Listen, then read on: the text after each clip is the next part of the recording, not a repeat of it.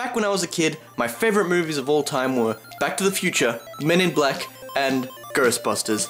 It was a very popular movie for its time, and just like any popular movie, they made a video game adaptation in the 80s. And just as you'd expect, it seemed to follow the trend set by all movie-licensed video game adaptations back in the day by being absolutely terrible, unplayable, and all around crap. For the NES alone, there was Ghostbusters, Ghostbusters 2, and New Ghostbusters 2? Wait. New Ghostbusters 2?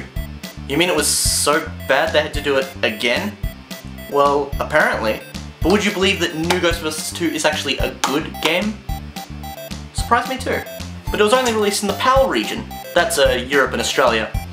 Could this game really be that good? I mean, a good Nintendo Ghostbusters game? Why don't we put in the Nintendo Entertainment System and check it out?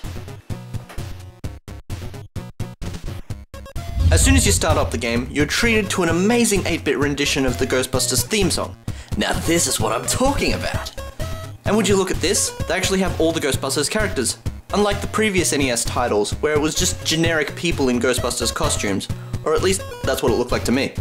The characters you play as in this game consist of Peter, Ray, Egon, and surprisingly Winston, considering that he wasn't in any of the earlier Ghostbusters games. Of course he was featured a lot more prominently in later Ghostbusters games, but makes you wonder, why did they exclude him out of the earlier ones? Oh hey, and Lewis has joined the party as well, but he's hiding in the corner of the Play Select screen. The levels, like any good movie license game, are based off actual locations in the movie. The levels include the courthouse, the abandoned subway tunnel, the apartment building, the drainage system, and the final stage where you fight off against the antagonist from the film. The objective of the game is to trap all the ghosts in a specific area until an arrow appears on the screen which alerts the player where to travel to next. The gameplay takes on an overworld perspective, like that of Legend of Zelda or Pokemon. The graphics look like chibi anime characters with big heads, but it really works to the game's advantage.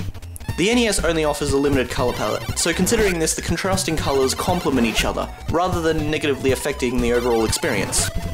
Graphically, it looks incredible. The game's difficulty is great for a kid's game. The game itself was created by HAL Laboratories, the people behind such franchises as Kirby and Super Smash Bros., so obviously these people knew what they were doing. The controls of the game are pretty straightforward, so you basically get the gist of things right away. And even if it takes you a while to get used to simple controls, they give you a lot of time to adjust as the game goes on. There are some games out there that are so frustratingly difficult that you just give up, but this game isn't like that. It gives you the drive to keep going. It gives you the opportunity to succeed at every turn. One thing I must mention is that if you're not a fan of repetitiveness in games, then you probably won't like level 3 in the game, the apartment building. It seems every single time you play, it just feels like you're going in a loop, and you don't really know if you're making any progress or not. But other than that, I don't see any particularly glaring flaws in the game. I give this one my approval. Overall, a brilliant game. I definitely recommend it to anyone who can get their hands on it. In a world full of terrible movie licensed games, it's so good to see a couple of classics survive among the wreckage. I mean, nowadays you may be used to a lot of video game reboots of popular movie franchises like Telltale Games' Back to the Future, Jurassic Park, and even the new Ghostbusters game.